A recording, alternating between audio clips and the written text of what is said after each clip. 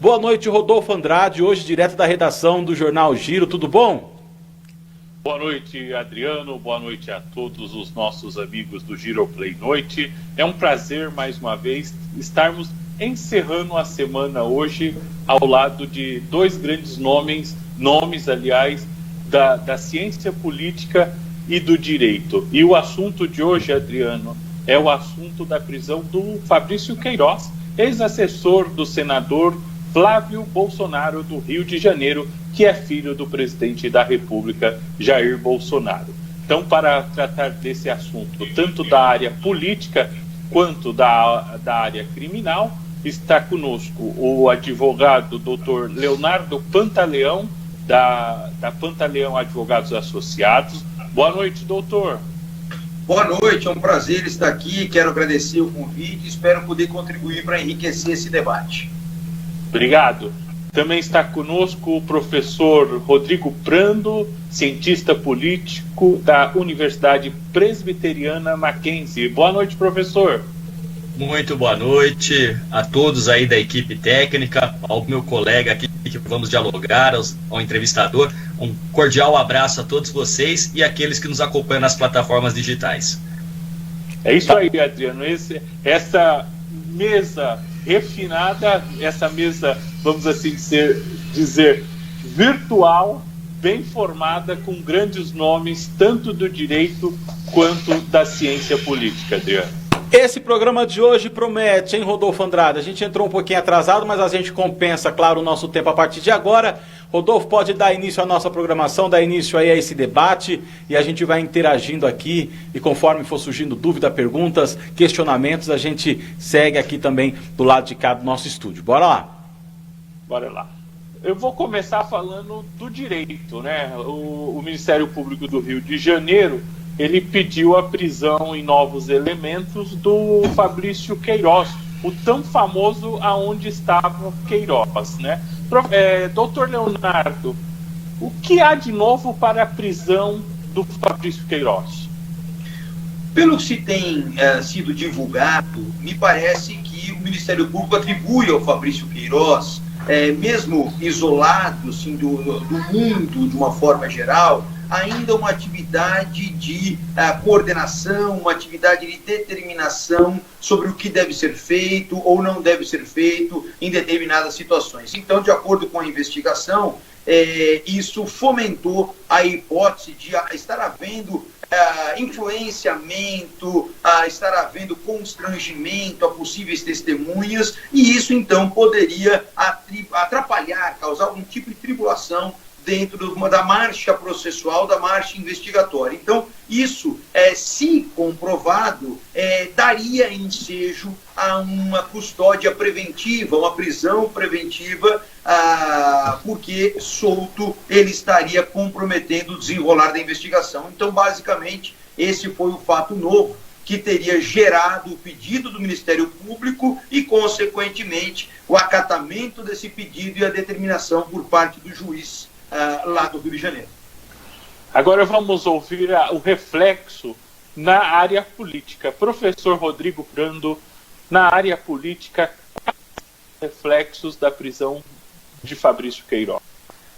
Olha, Rodolfo, talvez o primeiro reflexo seja o fato de o cientista político nos últimos anos no Brasil sempre acompanhado por um colega do direito. Então, via de regra, quando eu estou falando de política, tem alguém do direito falando quem vai ser preso, por que vai ser preso e quando vai ser solto e por que vai ser solto. Então, talvez seja o primeiro elemento a se trazer para a discussão. Mas a questão, justamente disso, parte de algo um pouco mais antigo do que a prisão hoje do Fabrício Queiroz, né? Eu agora à tarde, né, escrevi, à tarde logo depois do almoço, eu escrevi um artigo lembrando o seguinte, né? Há uma nítida separação numa república entre interesses privados e interesses públicos, entre o espaço da casa e o espaço da rua e os espaços institucionais. A trajetória da família Bolsonaro é uma trajetória que na política misturou nos mesmos espaços interesses privados e públicos, pai, filhos, ex-esposa e amigos como assessores. esta conjugação de interesses que deveriam estar de maneira republicana separados está trazendo agora uma das suas consequências, porque Bolsonaro é o presidente da República. Qual o impacto político disso? A gente tem que aguardar. Primeiro, porque nós não sabemos aquilo que, teoricamente, o Fabrício Queiroz poderia revelar. Como é uma amizade já antiga com o presidente, certamente muitos fatos seriam anterior ao mandato, então estranhos à questão do mandato presidencial. Numa outra questão mais imediata, obviamente que a prisão do Queiroz, né, e a fragilidade de um dos filhos do presidente, senador da República, deixa o presidente emocionalmente mais instável e com isso enfraquecido, que pode, por exemplo, dentro da negociação política com o chamado Centrão, fazer com que a precificação do apoio do Centrão suba muito, nitidamente, alguns partidos e ali políticos fisiológicos, né? Então, assim, existe algo mais profundo que tem que ser avaliado após revelações, se forem feitas por Fabrício Queiroz, e aí, no fundo, a política está em compasso de espera da dimensão jurídica, dos desdobramentos de uma investigação que ainda está em curso. Agora, imediatamente, fragiliza o presidente, abala emocionalmente. Nós vimos muitas vezes o presidente vociferando com muita ênfase a respeito das relações dos filhos e dos amigos, e obviamente que isso faz com que o Centrão, que está ali abocanhando alguns pedaços do governo, sinta-se mais poderoso para aumentar o custo de sua participação. Doutor Leonardo Pantaleão, nesse momento muito se fala em uma delação premiada de Fabrício Queiroz. Nesse momento do processo, é possível? É possível, em qualquer fase da persecução penal, é possível a delação premiada. Embora o advogado hoje já tenha dado entrevista onde ele nega qualquer possibilidade de delação premiada por parte do Fabrício Queiroz. Porém, nós não podemos esquecer que normalmente até acaba ocorrendo um maior grau de suportabilidade do indivíduo que está preso, quando ele está preso sozinho. Quando você tem alguém da sua família envolvida também numa prisão, como agora é o caso da esposa do Queiroz, muitas vezes esse fator familiar acaba fazendo com que isso se sobreponha a lealdades de amizade. Então você coloca numa balança esses dois cenários, então não dá para se descartar uma eventual delação premiada. Até porque, caso isso ocorra, ele pode discutir, porque é um contrato de colaboração premiada, e nada impede com que ele discuta, por exemplo, uma prisão domiciliar para ele, como tanto aconteceu na Lava Jato, ou então outras situações benéficas no futuro, na hipótese de uma eventual condenação. Então, a colaboração premiada é um instituto que hoje ela praticamente se transformou num instrumento de defesa, onde o indivíduo vislumbra que o conjunto probatório é muito desfavorável a ele e que provavelmente uma condenação se avizinha, então automaticamente ele começa a buscar elementos para minimizar os efeitos e a dosimetria de uma eventual pena. Então a delação premiada ela é possível inclusive após uma sentença condenatória, claro que com reflexos menores do que se a colaboração tivesse sido anterior, mas ela é perfeitamente possível desde que traga subsídios novos, elementos de interesse do poder público e relevantes para que isso venha a suportar uma gradação desses benefícios.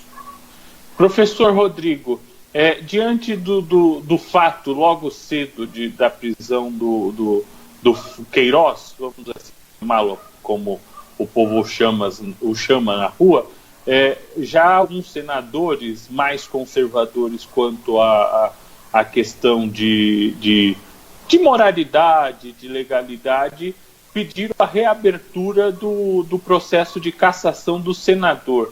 Nesse momento, isso tem condições de prosperar? Olha, é difícil dizer se tem ou não, porque a gente sabe que a pandemia afastou praticamente os políticos, e muitas vezes um tipo de discussão política como essa não se faz pelo celular, mandando vídeo, mandando áudio, porque se não prosperar tudo fica registrado, né?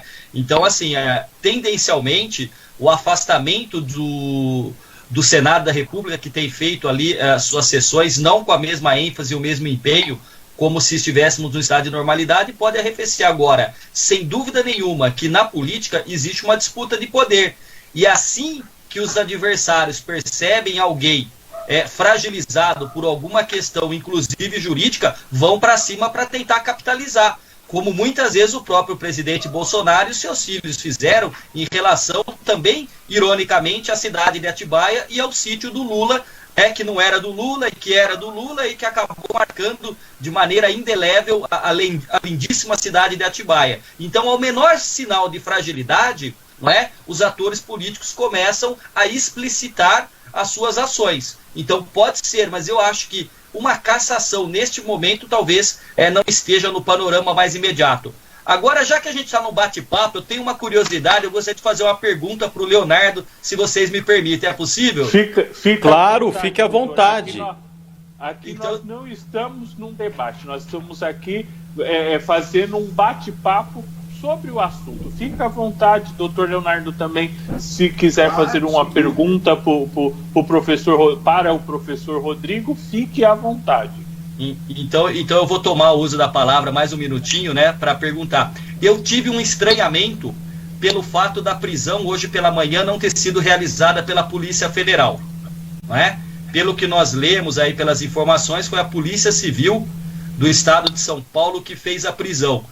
Que leitura o senhor faz deste cenário de uma prisão, não pela Polícia Federal, mas pela Polícia Civil do Estado de São Paulo? E aí eu coloco só um elemento a mais. Há um embate político entre o presidente Bolsonaro e o governador Dória, mas isso aí eu deixo para a questão da política. Só o meu estranhamento é dos trâmites jurídicos, doutor. Se o senhor puder me ajudar, eu lhe agradeço. Claro, com o maior prazer, professor Rodrigo. Na verdade, o que acontece é que, como essa rachadinha ela teria ocorrido durante o período em que o atual senador Flávio Bolsonaro ele desenvolvia funções na Assembleia Legislativa, a atribuição e a competência jurisdicional é da Justiça Estadual e não da Justiça Federal.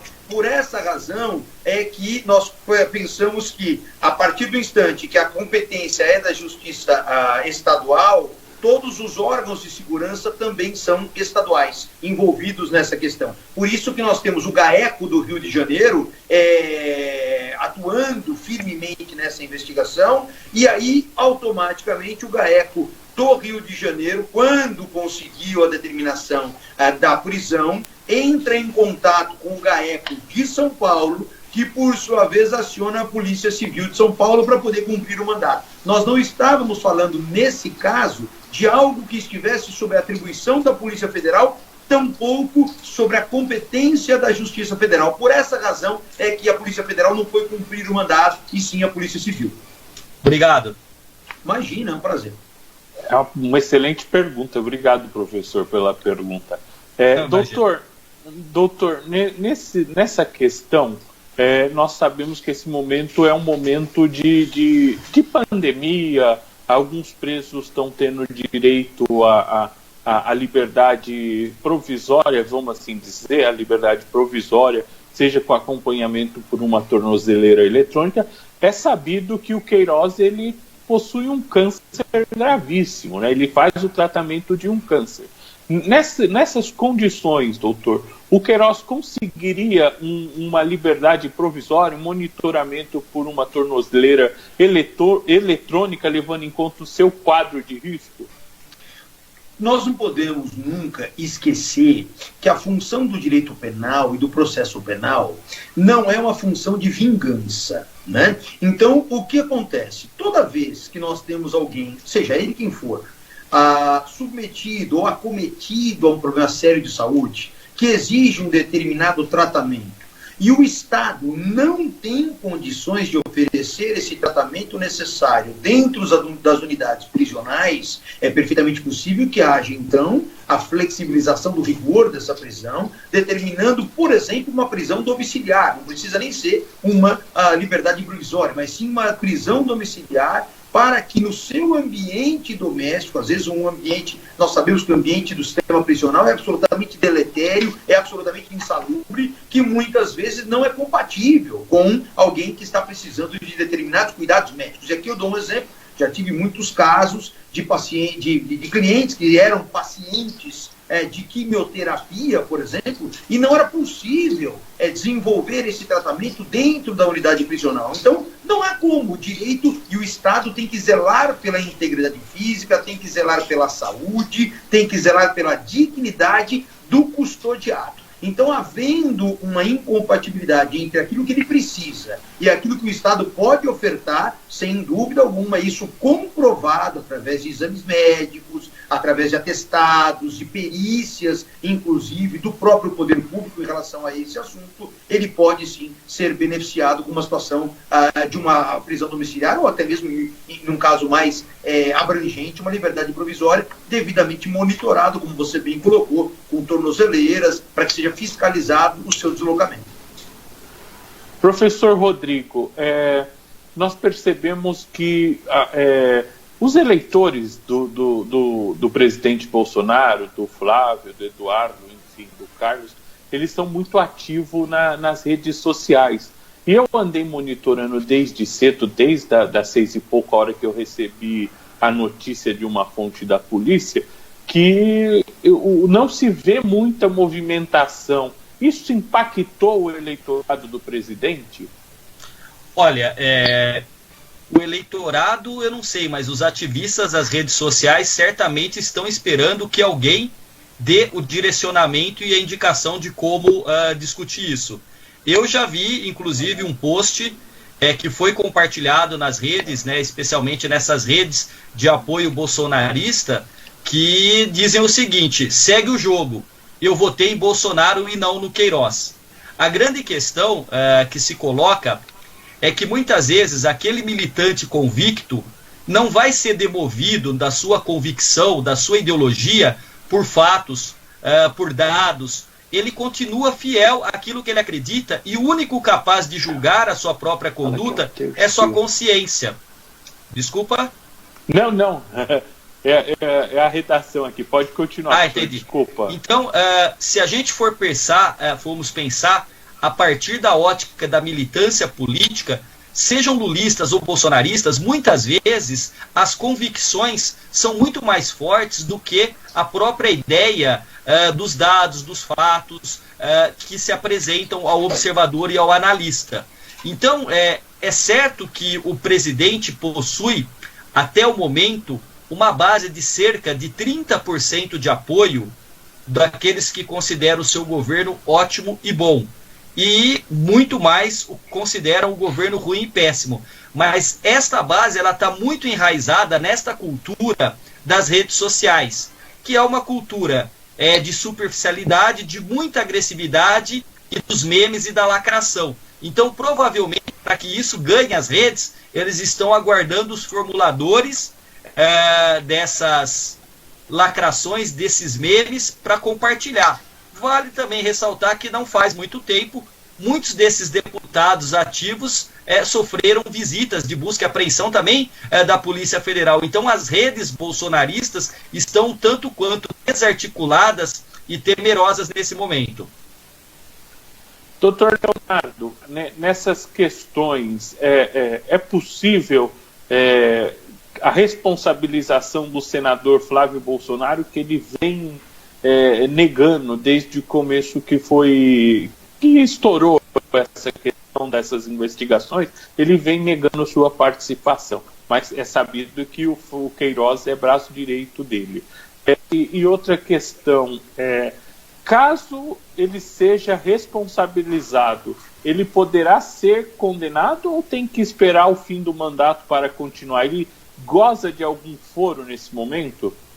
Sim, como ele exerce a função de senador, então ele teria ali a questão do chamado foro por prerrogativa de função, né?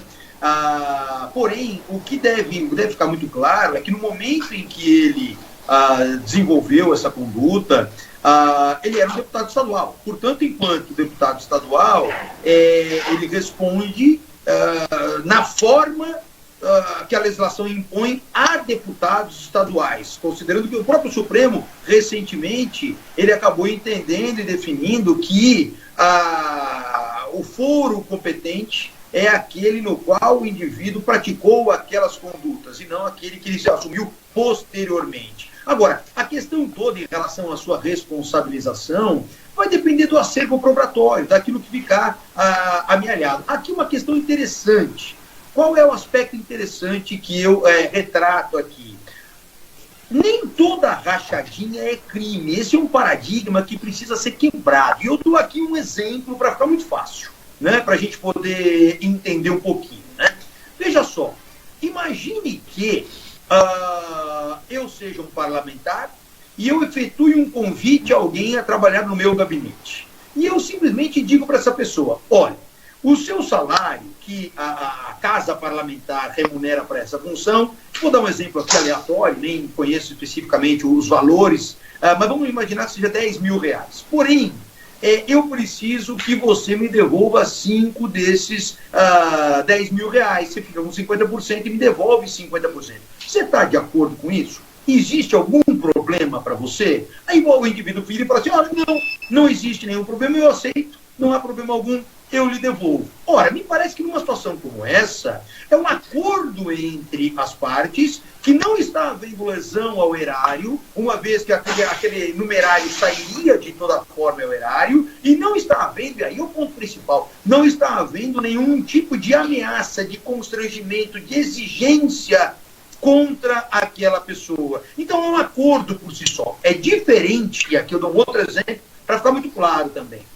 É diferente de eu chegar, por exemplo, a um funcionário que é comissionado no meu gabinete e eu viro para ele, por exemplo, ilustrativamente, e digo, olha, ou você me passa 50% daquilo que você ganha, ou eu vou exonerar você. Opa, a mensagem aí é completamente diferente. Aí está havendo uma exigência, de fato, o que remete a uma figura típica da nossa legislação penal. Então, a responsabilização, seja do Queiroz, seja do senador Flávio Bolsonaro, vai depender de como a acusação vai conseguir comprovar a conduta desenvolvida, o que orbitou em relação a essa devolução, a essa devolutiva de parte dos salários. Mas imaginando que isso tudo fique demonstrado, que houve uma exigência de fato, sob pena de uma demissão ou sob pena de uma substituição, aí certamente nós estamos diante de uma prática de crime e, claro, sem dúvida alguma, todos aqueles que fizeram diretamente ou de alguma forma participaram para a prática daquele crime terão as suas responsabilidades criminais.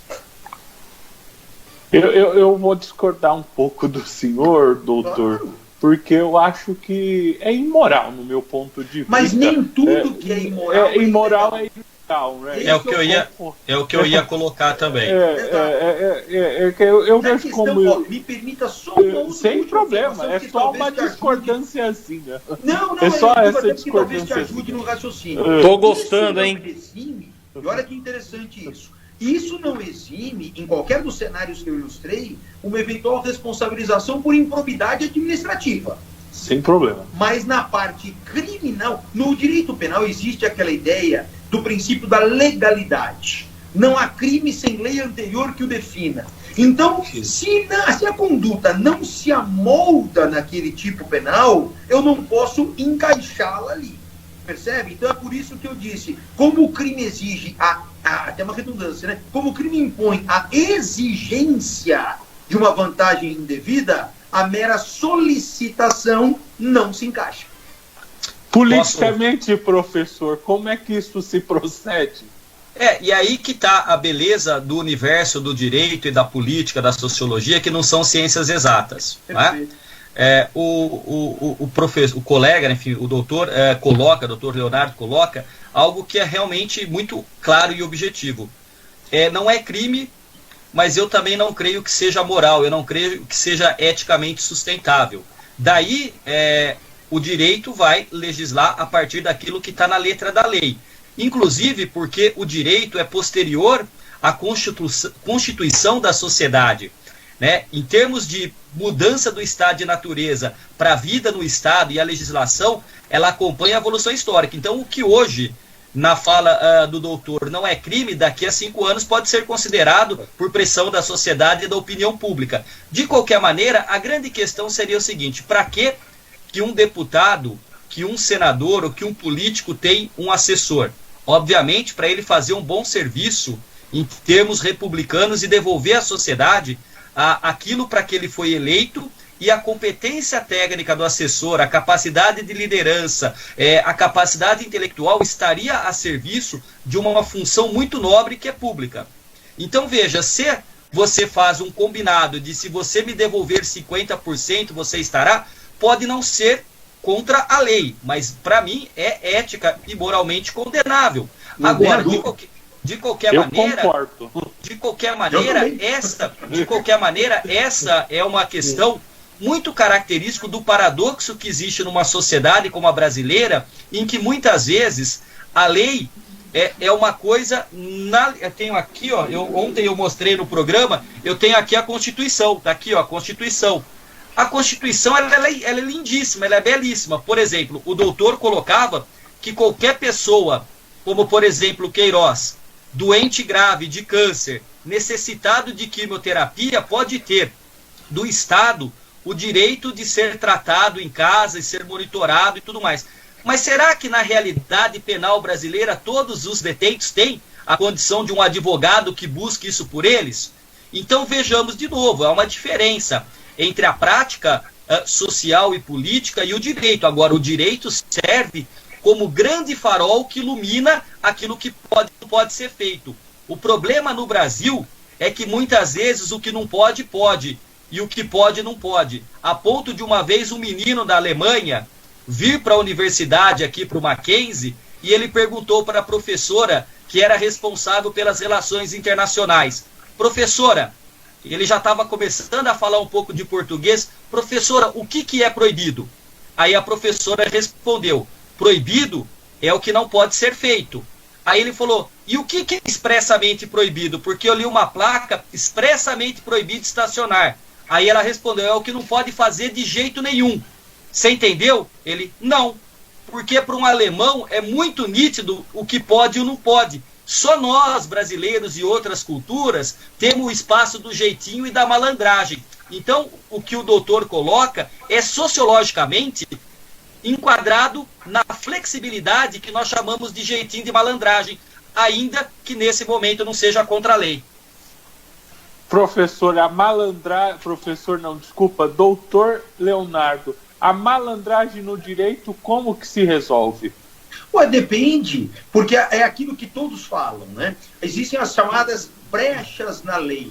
Quando você eventualmente se vale de uma brecha na lei, na verdade não chamo nem de malandragem, eu chamo de um artifício técnico em que o profissional do direito vai aproveitar aquela lacuna, principalmente no direito penal, que eu volto a comentar aqui, o que não está na lei não pode ser criminalizado. Então ele aproveita essa situação e diz: olha, veja bem, o que aconteceu foi isso aqui. A lei, ela recrimina essa outra conduta. Se essa outra conduta não se fez presente, eu não posso ter aqui a figura do direito penal. Eu posso ter, como foi muito bem colocado pelo professor Rodrigo, eu concordo integralmente, uma conduta imoral, uma conduta antiética, uma conduta que esbarra em qualquer conceito mínimo de probidade. Agora, por outro lado, são aquelas artimanhas que são artimanhas existentes dentro de cada uma das suas respectivas profissões. O direito penal, eu brinco que o direito penal chama muito a atenção porque ele tem um lado de calor humano muito forte. Eu brinco que nós ligamos a televisão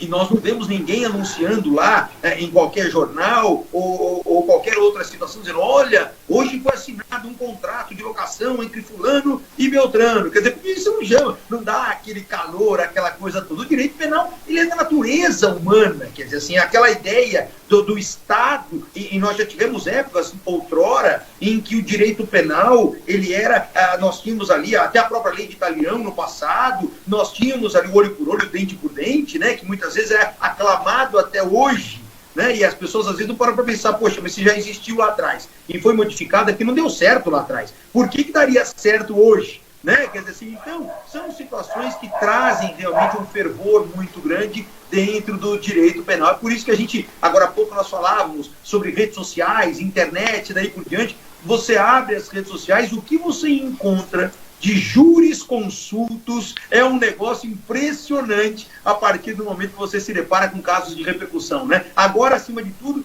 nós temos aí um grande relevo dos criminalistas na internet e dos médicos também por conta da pandemia. Então faz parte do ser humano esse calor dessa situação, que muitas vezes, até aqui, só para encerrar, é muito interessante. Por quê?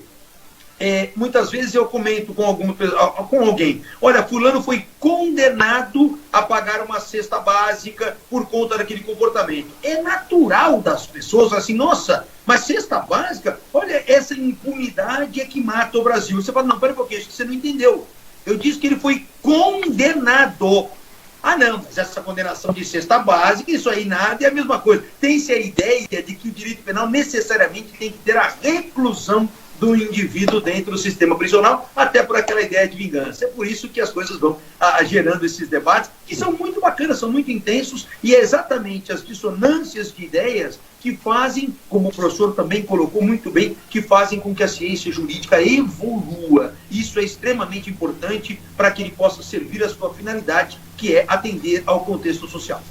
Só se me permite colocar um ponto rapidamente. Fica à vontade, desculpa, professor. se me permite colocar fica à vontade. Justamente por essas questões que a sociedade brasileira é uma das sociedades que mais lincham no mundo.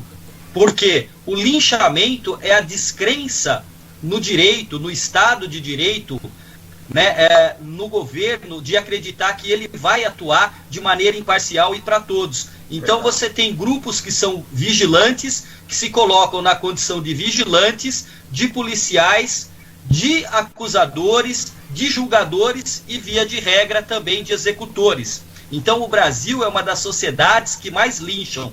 E o crime de linchamento é um crime tipicamente conservador, porque a comunidade e a sociedade quer eliminar aquele que é entendido a partir da própria normalidade da comunidade como alguém que é alheio e que é um mal àquela comunidade, e você elimina sem necessariamente julgar. E aí é justamente o que o doutor colocou há pouco, é a lei de Talião.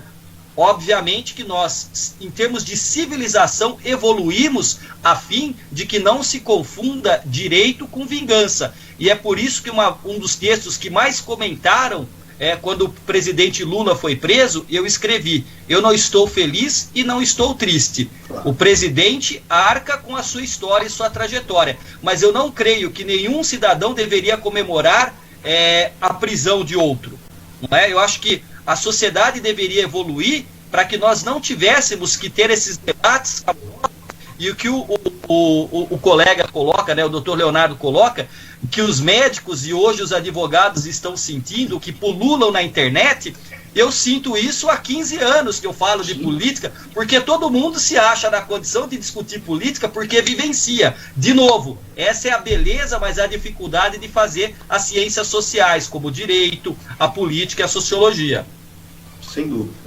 Bom, Adriano, você participa aqui também, gostaria de formular uma pergunta tanto ao nosso doutor Leonardo Pantaleão quanto ao professor Rodrigo Prando. Fica à vontade para Rodolfo, aqui eu estou só observando vocês debaterem e concordo com o ponto de vista de cada um de vocês em relação à ética, em relação a essa forma política, a esse jeitinho brasileiro. Eu estava lembrando, abrir um parênteses aqui. Esse formato está muito bacana. Eu me lembrei agora do tempo do Mensalão, quando tinha as meninas do Jô. Eu vou fazer uma reunião de pauta com a Cláudia para fazer os garotos do Giro. Porque a gente pegar aí uma vez por semana, uma vez a cada 15 dias, para a gente fazer esse tipo de debate e discussão, porque isso é muito bom.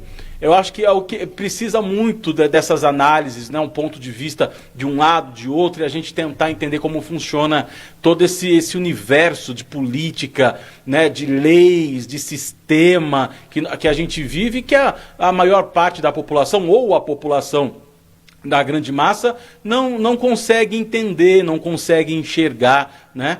Então, bacana a iniciativa. Eu só tenho a agradecer aqui a iniciativa do Rodolfo, que trouxe essa pauta hoje pra gente, e os nossos convidados. Rodolfo, se quiser deixar para as considerações, são 18 horas e 48 minutos, para que eles se despeçam também. Eu vou só fazer a última pergunta para os dois, Adriano, rapidamente, a gente já entrega o bloco. Doutor, né, nós temos uma situação que o Queiroz ele é ex-policial militar. O que me chamou a atenção, eu acabei não pesquisando a lei de processo penal quanto à questão do que quando está no exercício da função ele tem uma prisão especial que é um presídio militar. Por que o Queiroz não gozou, vamos assim dizer, desse benefício? No mandado de prisão, o juiz colocou explicitamente que ele não poderia ser colocado no batalhão da Polícia Militar, lá do Rio de Janeiro, por entender que ali ele teria risco maior até à sua própria segurança. Então, determinou que ele fosse colocado naquele complexo de Bangu, numa ala específica, em que se possa zelar pela sua integridade pessoal. Então, foi uma determinação do próprio juiz. Obrigado, doutor. Não vai ainda não. Nós temos Pode ainda deixar, mais. por aqui. Professor, só o último assunto. Hoje, depois de um processo de quase 2 semanas de fritura, o ministro da Educação se demitiu, né? Foi promovido para a diretoria do Banco Mundial. Essa demissão dele, como nesse meio abafa um pouco essa saída dele, que foi uma gestão conturbada? Conturbada, você está sendo generoso, né? Ela foi desastrosa, né? Essa foi eu acho que a gente, embora tenhamos sido há pouco chamado de garotos, né? De joviais, né? E eu agradeço demais, né? Que nos 42 anos de minha vida seja chamado de garotos do Giro, eu fico contente, mas assim, já que a nossa idade permite colocar os pingos nos is, não foi apenas conturbada, né? Foi uma gestão desastrosa. Praticamente nós não tivemos ministro, né, da educação no governo Bolsonaro. Uma tragédia, o Vélez Rodrigues, que vocês devem lembrar, disse que o brasileiro é um canibal predador que rouba até assento de avião, né? Salva-vidas de avião, né? E depois, quando a gente pensava que, assim, meu Deus, saiu esse ministro, agora entra o Weintraub, que parece aí conjugar um estilo peculiar, psíquico, podemos dizer assim, psíquico, e de se comportar de maneira muito próxima ao que o bolsonarismo gosta, que é o confronto. Então o ministro Weintraub, ele não foi fritado. Ele, na verdade, foi acomodado, ele precisou sair para tentar, segundo alguns acreditam, pacificar a relação com o Supremo Tribunal Federal. Porque ele disse em alto e bom som que colocaria aqueles vagabundos, os 11 ministros, na cadeia, numa reunião ministerial. De novo, vamos ver aquilo que eu falei no início, a diferença do espaço público e da intimidade da vida privada. Na vida privada, no bate-papo da sua casa, pode usar determinada linguagem. Na função pública, exercendo a condição de ministro de Estado, de uma pasta como a da educação, desculpa, não pode. A gente tem falado tanto isso aqui. Perfeito. Então, assim, isso não acontece.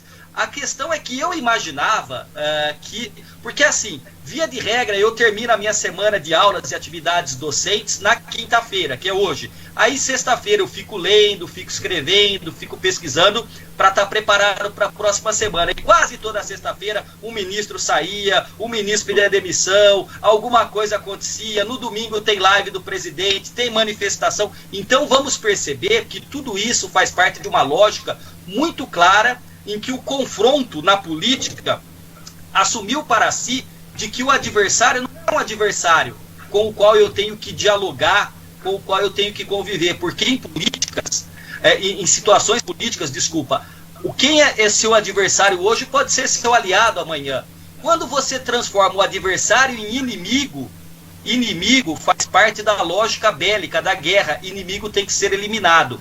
Então o Weintraub, ele era aquele que assumia esta fase esta face, melhor dizendo, mais ideológica do bolsonarismo, até por conta da presença do Olavo de Carvalho, que tem aí uma digital muito grande na sua escolha.